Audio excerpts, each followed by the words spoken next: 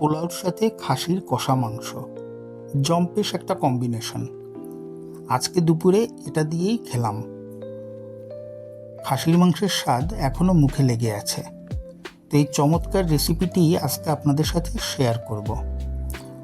মাংসটা দেখতে যেরকম সুন্দর হয়েছে, খেতেও খুব দুর্দান্ত হয়েছে। আশা করি ভিডিওটা আপনাদের ভালো লাগবে। তো চলেন শুরু করা যাক।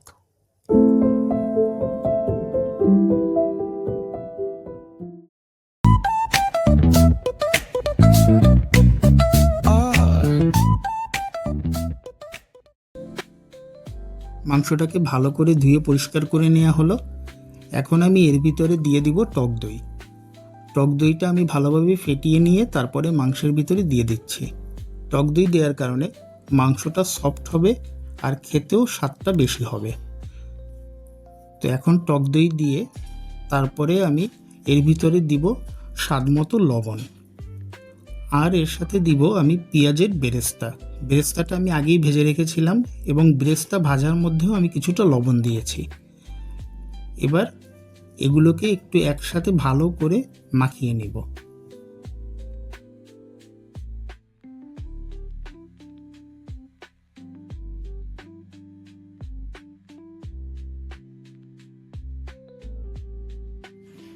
একটু সময় নিয়ে ভালোভাবে মাখাতে হবে, কারণ মাখানোটা যত ভালো হবে মাংসের গায়ে দই আর বেরেস্তাটাও খুব ভালোভাবে মিশে যাবে।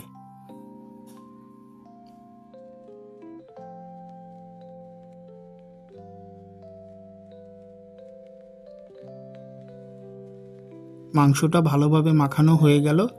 এখন আমি ভেজে নিচ্ছি মাংসে দেওয়ার জন্য আলু। আমি রান্নায় সরিষার তেল ব্যবহার করব, তো সেই সরিষার তেলের ভিতরেই এখন আমি আলু ভেজে নিচ্ছি। খুব বেশি একটা আলু দিব না, কিন্তু মাংসেতে আবার আলু না দিলেও ভালো লাগে না, কারণ মাংসের আলুটা আমাদের সবারই খুব বেশি পছন্দের। এই জন্য আলুটাকে এখন একটু লাল লাল করে ভেজে নিলাম। এখন আলু ভাজার তেলের ভিতরেই আমি দারচিনি, তেজপাতা আর এলাচ দিয়ে দিলাম, আর সাথে দিলাম কিছুটা আস্ত জিরা।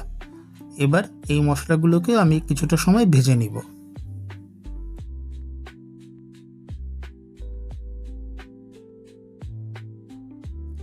এখন এর ভিতরে দিয়ে দিব রসুন কুচি আর পেঁয়াজ কুচি। এবার রসুন আর পেঁয়াজটাকেও একটু সময় নিয়ে ভাজতে হবে, যাতে করে রসুন পেঁয়াজের কাঁচা ঘ্রাণটা চলে যায়। এবারে টক দই মাখানো খাসির মাংসটা আমি এর ভিতরে দিয়ে দিলাম। এখন পেঁয়াজ রসুনের সাথে মাংসটা খুব ভালোভাবে মিশিয়ে নিয়ে আমি কিছু সময় রান্না করব। এখন দিয়ে দিলাম আদা বাটা। এবার আদাটাকেও একটু ভালো করে ভেজে নিব, যাতে করে আদার কাঁচা ঘ্রাণটাও চলে যায়।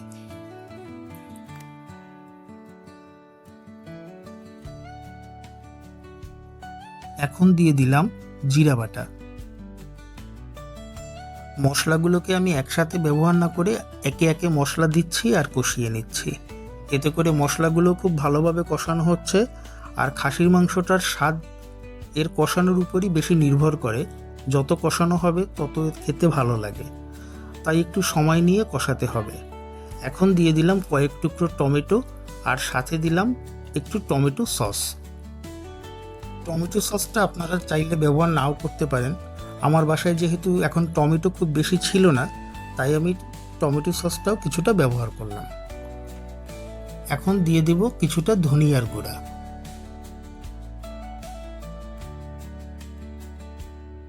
মাংস থেকে খুব সুন্দর একটা ঘ্রাণ বেরোচ্ছে, আর মাংসের পানিটাও অনেকটা টেনে নিছে, তাই এই পর্যায়ে দিয়ে দিলাম মরিচের গুঁড়া। যেহেতু একটু ঝাল খাবো, তাই মরিচটা একটু বেশি দিলাম। আমি এখন পর্যন্ত কোনো পানি দেইনি, কারণ মাংসের ভিতরে যে পানি ছিল সেটা দিয়েই কষিয়ে নিলাম। এবার দিয়ে দিলাম হলুদের গুঁড়া।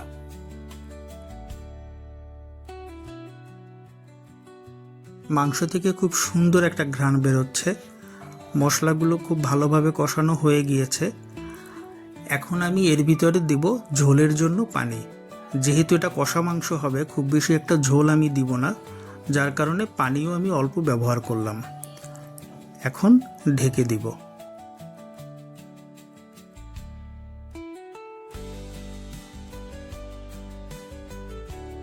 A few moments later.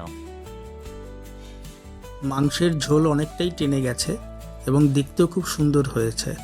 এবার এর ভিতরে আমি দিয়ে দিলাম গরম মশলা বাটা।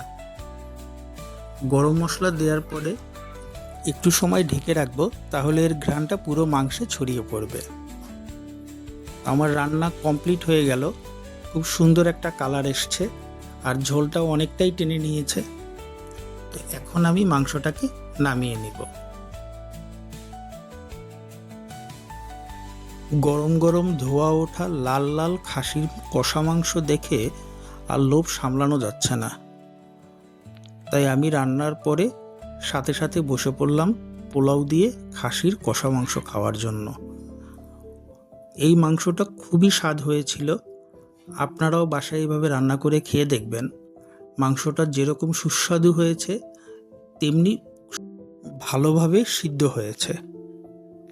আশা করি ভিডিওটি আপনাদের ভালো লেগেছে।